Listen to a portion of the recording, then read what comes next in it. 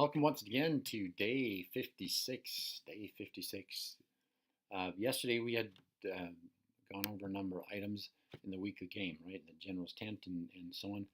And today we're going to specifically look and analyze the lessons learned. Now, it doesn't seem like that should maybe be a complete segment on the surface, right? What have we learned? A lot of times we underestimate what we learned, we take for granted what we learned. But what we're going to do now is we're going to analyze a little bit the lessons that we learn. Let's take into consideration all the things that have happened, right, just on a daily basis in Core 4, right? There's 8 actions that have taken place every single day in Core 4, 2 in each area, and to review the items, uh, all of the things, all of that action, all of the things that have happened, to actually review the lessons and what we've actually learned there is a significant number of lessons all in one thing. One of my favorites and probably one of the biggest is the stack. Oh my gosh, going through the process and the stack, all of the power focus and all of the elements of the stack and all of the revelations that come from stacks. When we go through that process, all of the walk the blocks and all of the perspectives. Now, we at the end we often we choose, what is the lesson learned? What are we going to apply? What do we learn from applying something that we've never applied before? What have we learned from the vision?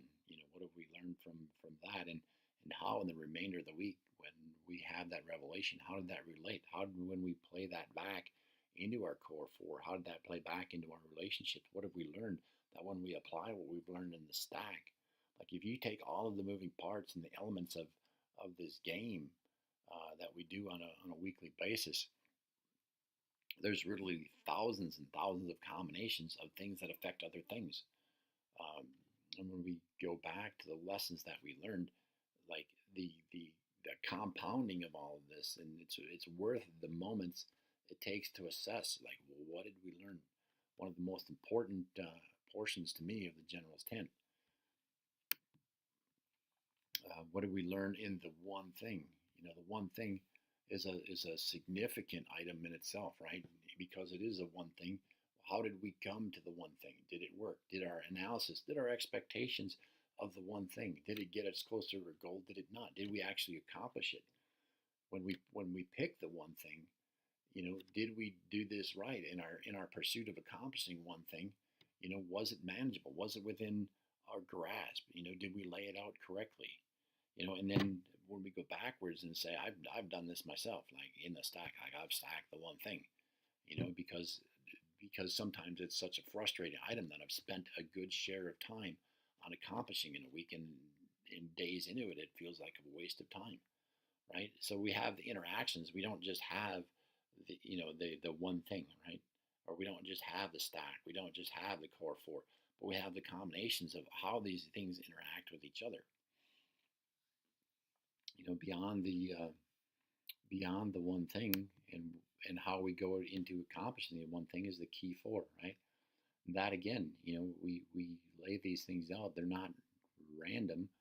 Sometimes they need to be a little bit in the beginning, as kind of a, not, they're not random, but they're from a perspective that we have, right? So we have a perspective that this is the order that we're going to do our things that we've chosen to be the key 4. We choose elements of that, right? The what is the item?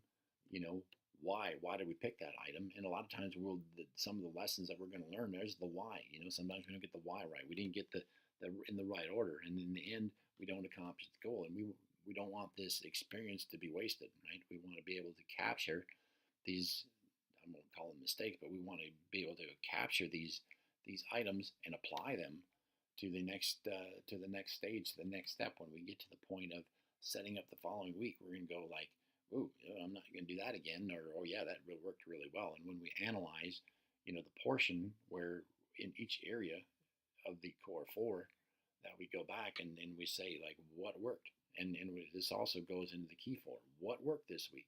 What worked? What didn't work? And the final question after we analyze that is like, what is the lessons learned? What is the lessons learned? And how can we apply those, right? It doesn't pay to learn a lesson like we can take something that maybe not be a lesson, right? Like it's like, whoa, I won't do that again, but that really wasn't the lesson, right? Unless we apply what we learned. And the beauty of this is we can go back and we can apply it in all of the areas, right? We can apply it in the body, being, balance, and business. The lesson that we learned in some other place, right? Maybe we overbook. Maybe the way we have this structured neglects certain items. And when this whole thing comes together, it's all interwoven.